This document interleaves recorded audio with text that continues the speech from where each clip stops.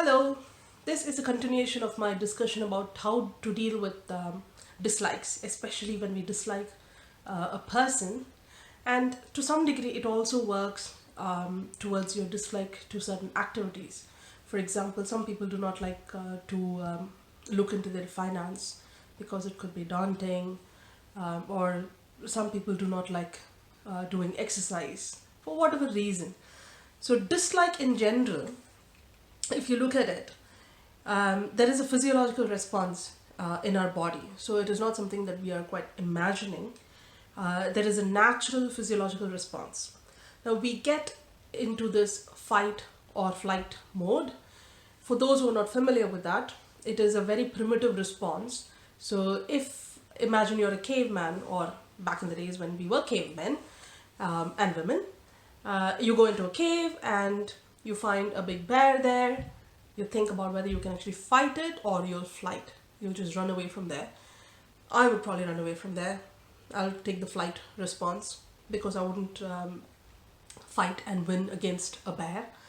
Whereas if I take the example of a mouse in the cave, I would probably fight the mouse, beat it, and occupy the cave so that I get shelter for the night. That is essentially a fight or flight. And if you look at this is a very primitive response of the brain. Now, our brain, even now, associates the people that we dislike. The moment we decide that we dislike someone, it associates them with the tribe that were our enemies. They may have come to share our resources, and we may not like them for that reason, and we treat them as enemies. So it is the same response that our body apparently triggers when we come across someone that we dislike. So interestingly, the parts of the brain that respond to like and dislike seems to be pretty much the same, except that in dislike, the logical part of the brain still seems to be at work, whereas with people that you like or love, the logical brain is a part of the brain is a bit subdued. So I guess that explains why you can extend unconditional love, so to speak. But we won't get into the details of that. And these are things that I have acquired knowledge about. I've not done the research myself, so I will not pretend that I know the science behind all of this. So what it boils down to is that, considering it is a very primitive response that we have, we do need to use our modern brain to overcome this primitive response and become more civil. And that is one of the reasons why it is important to go through certain techniques to handle these situations before they escalate.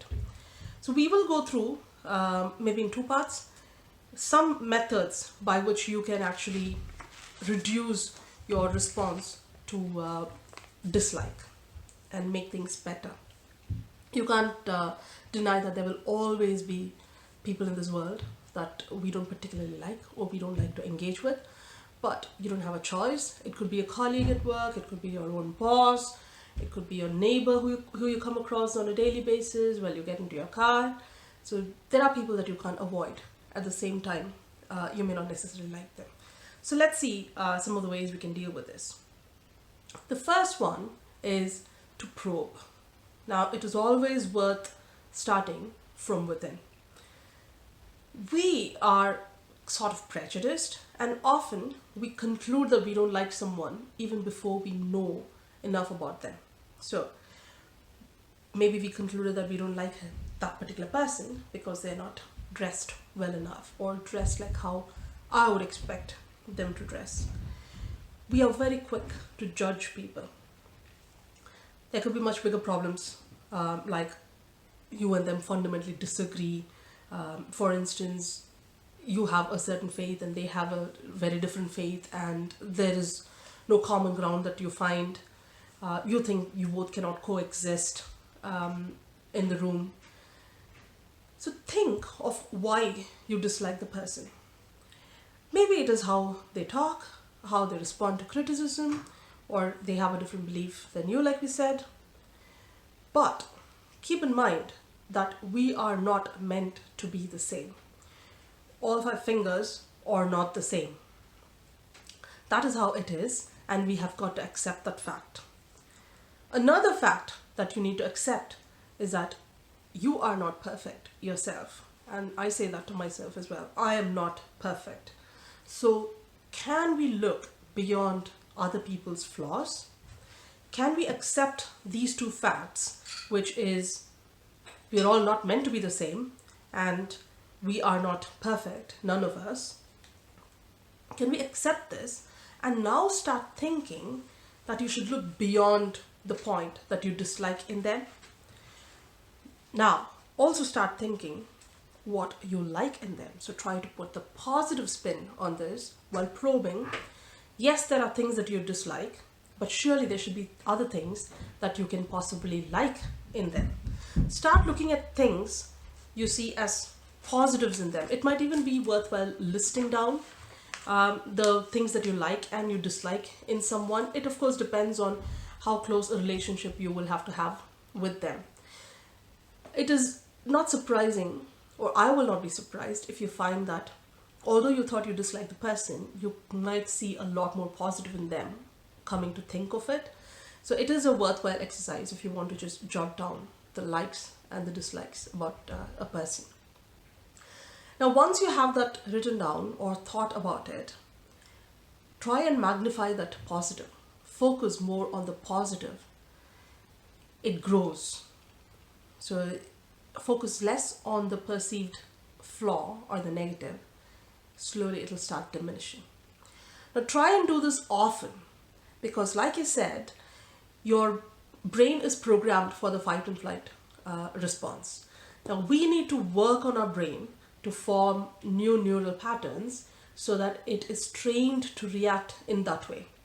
Otherwise, what happens is if you just fuel your dislike for someone, it is just going down a spiral because your brain just keeps feeding the dislike. All you then see is what you dislike in them. So it'll be helpful to say, oh yes, I didn't quite like the way they spoke. They sounded rather aggressive. I'm not quite sure I like that person because they seem very aggressive.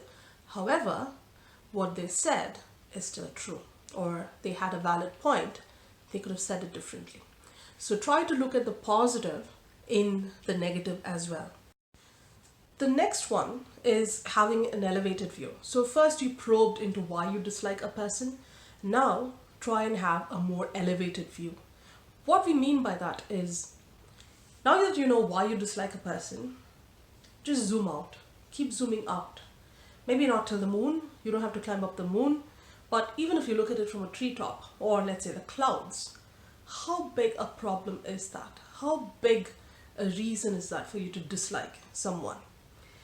It will appear very small, or sometimes you may not even be able to see it. Most of us start disliking people for reasons that are transient.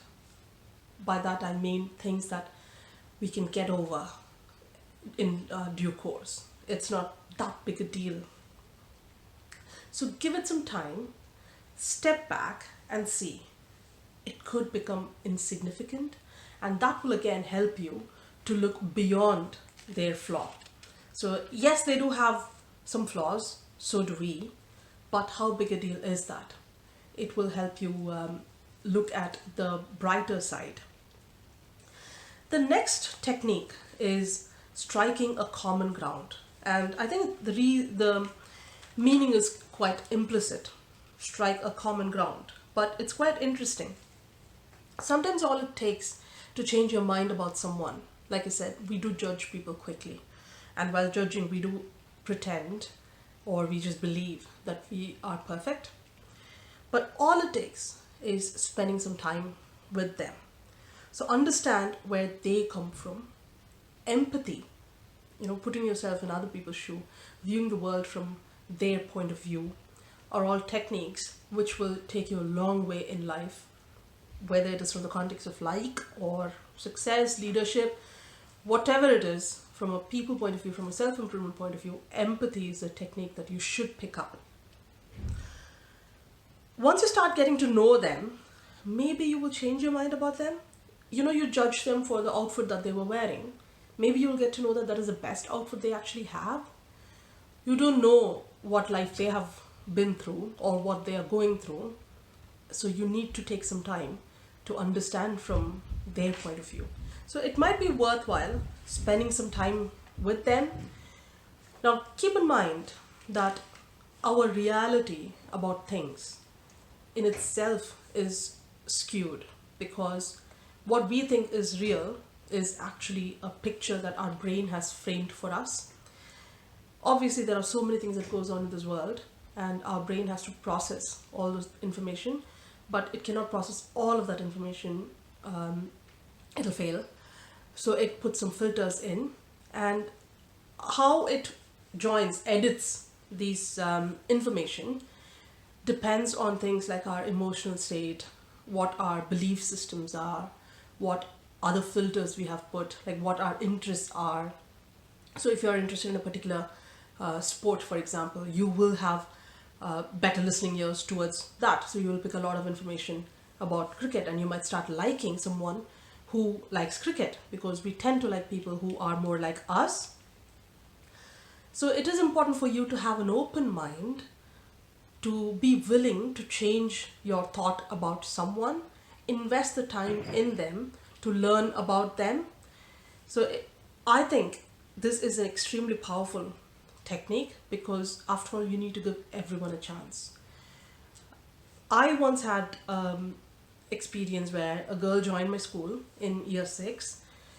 She was quite petite, and from the outside she looked timid. I got to know her a little later much better, so I wouldn't say she was actually a timid person. She was such a lovely girl, and I do miss her now. I once noticed that she was crying, and this was in year 6, her first year in my class, my school. She was crying, and then I went up to her, and then I was like, "What's the reason? Why are you crying? Is everything okay?" She said she's worried about how to prepare for the exams, because we had some serious exams coming up at that time. And then I told her how I would do it, and just shared some techniques that I tend to follow. She was delighted. Now, a few months later, we became quite close friends, which is good. And the reason I miss her is because somewhere we've lost touch. She moved houses and we lost touch now, such a shame. Anyway, a few months later, she told me, after we became quite close friends, she admitted to me that when she first came into our class and the first few weeks, she thought I was quite a bossy person, a dominant person, not someone that she could have friendship with. But the time that I took to stop and understand why she's crying, the fact that I tried to help her, that made her change her mind about me, and then she started seeing the friend in me. So that's an example of how you could have an opinion about someone, but be open to certain experiences, certain thoughts changing as a result of the time that you invest in them, or maybe what they do helps you change your mind. Like how the fact that I stopped to understand why she's feeling the way she is, and also be part of the solution by suggesting certain things, made her change her mind about me. So that was quite an interesting experience, and it stuck with me for life. The next technique that we will talk about is sidestep. Again, it's quite implicit. If you know that some topics are going to be touchy, controversial, and it will escalate into an argument that you do not want, or the tension will rise, better to avoid it with that person. Okay, you dislike someone because you are not able to get along on certain topics. Now, where possible, avoid those topics. So sidestep. You don't always have to talk about everything to everyone. Another useful technique is let it go. I think let it go is a technique that you'll find useful in life, because sometimes there's no choice other than to just let it go. We need to move on. Now, what does let it go mean in terms of working on your dislikes? So once you trigger your negative emotion, like I said, that if you see a person that you dislike, it triggers the physiological response in our body. Like I said, it is again natural. But as part of the physiological response, keep in mind that when you have to take the flight response or the fight response, there is some energy that you get in the body. Now, early days, you might have used it to actually fight or run, but now we don't do that, right? We can't run away from a colleague in office. So we tend to use those energy to have a verbal duel, if you like, which is something that you want to avoid, because words, they lead to one after another and the situation quite quickly escalates. So if you know that you are going to come across some person that you dislike, you're going to have a meeting with them, you know that, for instance, you go out and you know you're going to see your neighbor, prepare yourself. Say to yourself that you will talk less and you will listen more. This is a technique that you should use anyway. I keep saying to a lot of people that I talk to on such topics that there is a reason why we have 2 ears and 1 mouth, so that we talk less and hear more, listen more.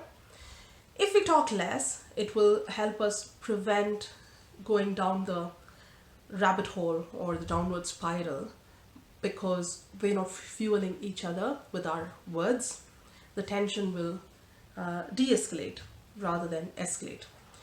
So go in thinking you will talk less and listen more. Another useful technique is, I've said this earlier briefly, is to look at yourself.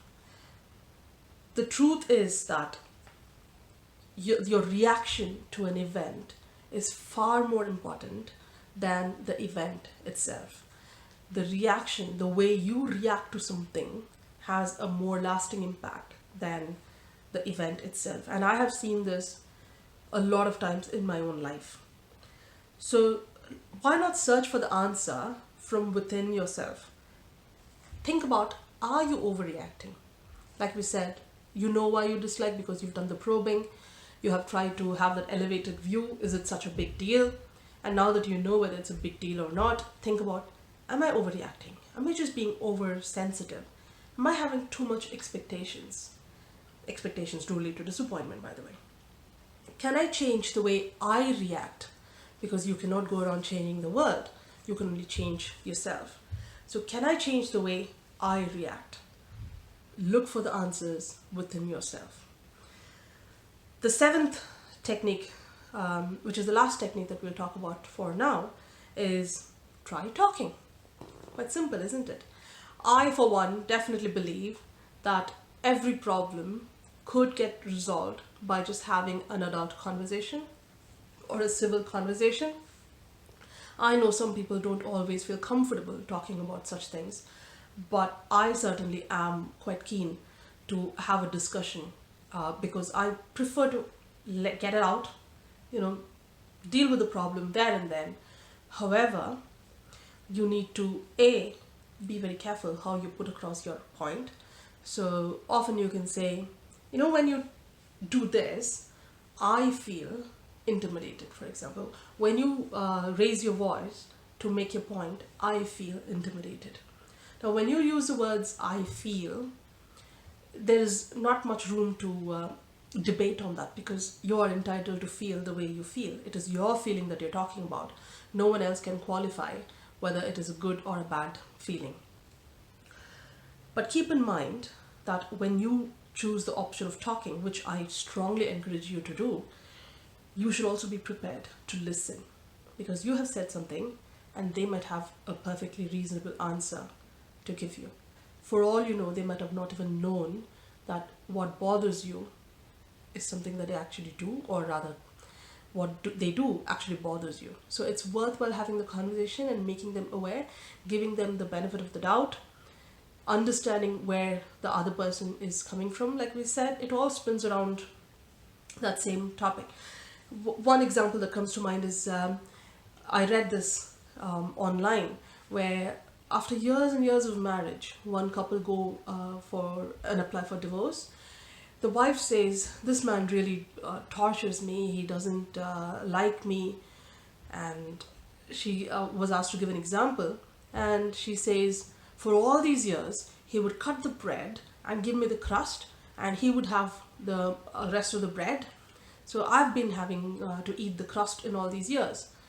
This man was quite surprised, because he then responded saying that he actually likes the crusts a lot, and he was trying to part with what he really likes because he really loved his wife so much that he wanted to give her what he liked a lot. So it was a very interesting example of how you can perceive someone's action as, why are they doing that? I don't like what they're doing. But maybe if you just take time to understand why they're doing that and agree on some common ground, it will improve the situation.